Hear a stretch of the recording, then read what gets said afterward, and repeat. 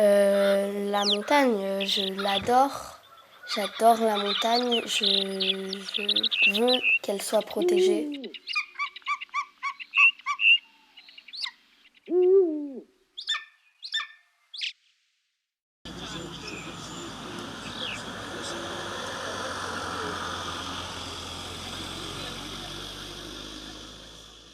J'ai 11 ans et j'ai tenu à accompagner ma grand-mère à la manifestation pour manifester contre le drift car c'est fort pour moi et c'est important.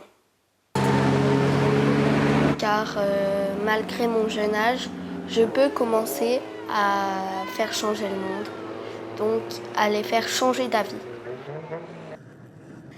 J'ai vu passer énormément de voitures et il paraît qu'il y a eu 5 km de voitures affilées comme pour se garer. Et c'est énorme. Je ne comprends pas comment autant de voitures peuvent se réunir pour ça. Les enfants sont... Ça me choque qu'on les ait amenés car j'aimerais que les parents, s'ils veulent, ils peuvent s'empoisonner. Mais les enfants, il ne faut pas les empoisonner. Ils sont trop jeunes. Il faut les laisser vivre et dans une planète non polluée.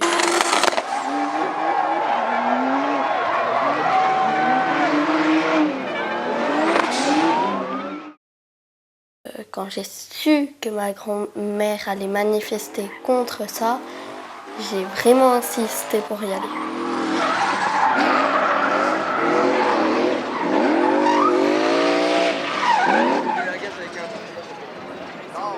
Bonjour, je suis militante et défenseuse de tout ce qui est des causes environnementales, très globalement. Mais alors là, je crois qu'on atteint des sommets dans l'ineptie, dans la persistance de certaines pratiques qui faisaient partie des choses que j'aimais quand j'étais jeune. J'allais voir des courses de côte, j'adorais les grosses voitures, je rêvais de faire des rallyes. Seulement, le monde a changé et plus personne ne peut l'ignorer. On est vraiment dans une période d'inquiétude généralisée. On parle beaucoup de stress environnemental, mais il ne suffit pas d'être stressé. Moi, de toute façon, je pense que le meilleur médicament au stress, c'est l'action. Et comme je suis une femme d'action, je ne peux pas faire autrement qu'être là aujourd'hui pour dire mon désaccord avec ces vieux reliquats des activités sportives, qui n'est pas un vieux reliquat malheureusement. Il y a de plus en plus de public, de plus en plus d'amateurs, des voitures de plus en plus puissantes qui nous laissent, je ne sais pas si vous voyez, mais de plus en plus de déchets. Un des argumentaires qui est utilisé par les personnes que je ne nommerai pas, qui donnent les autorisations de ce genre de manifestation, c'est que ça dure un week-end. Déjà sur le fond, le drift, on le sait, c'est générateur de multiples pollutions sonores, les huiles au sol, les débris de pneus, le dérangement de la faune particulièrement, etc. etc.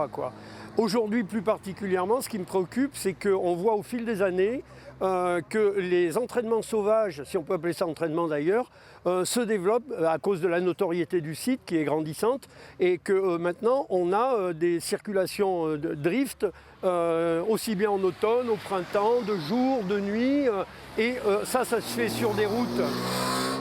Ça se fait sur des routes qui sont ouvertes, donc qui ne sont pas protégées du tout, et ça rajoute des problèmes de sécurité qui existent déjà dans la traversée des villages. Mais là maintenant c'est carrément, on dirait presque 9 mois sur 12, quoi. Voilà.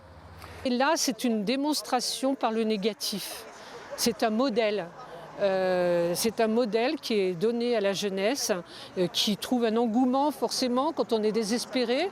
On peut aller soit dans l'action contre la désespérance, soit rentrer à fond dans le jeu, de continuer à consommer.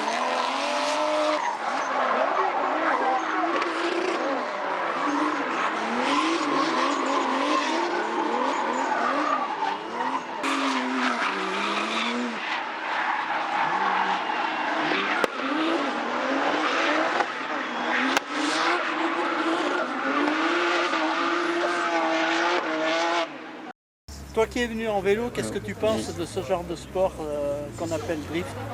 Je trouve que c'est un sport très intelligent parce que on est monté à Pipé une semaine après qu'ils aient fait leurs essais, là, il y a 15 jours.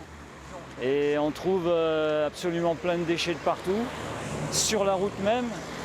Je n'ai même pas regardé les bas-côtés, mais je suppose que ça doit être pire. Et sans compter la pollution atmosphérique, parce que d'ici, on voit les fumées bleues qui sortent du trou où on ne voit pas Pipé directement, mais on voit les fumées en dessus. Donc je pense que c'est un sport très écolo. C'est même pas un sport, c'est pas un art, c'est du gaspillage pur et simple, c'est tout. C'est quelque chose qui a des conséquences au niveau de la pollution à la fois de l'eau, de l'air et du sol. De l'eau parce qu'effectivement toutes ces poussières des pneus qui sont déversées sur les routes, ces poussières de pneus vont descendre dans les ruisseaux et polluer les rivières. Pollution de l'air, n'en parlons pas.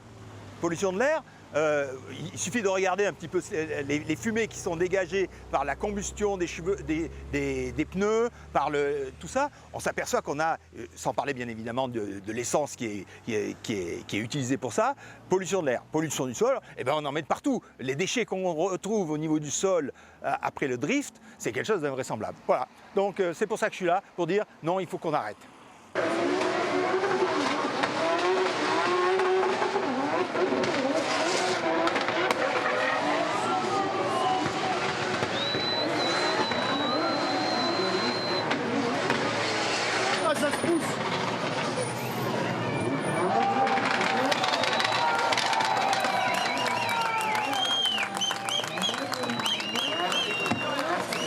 Mais ça participe de tout le discours ambiant qui vise en fait à s'adapter au climat en faisant le moins d'efforts possible, en espérant que ça va se passer quand même.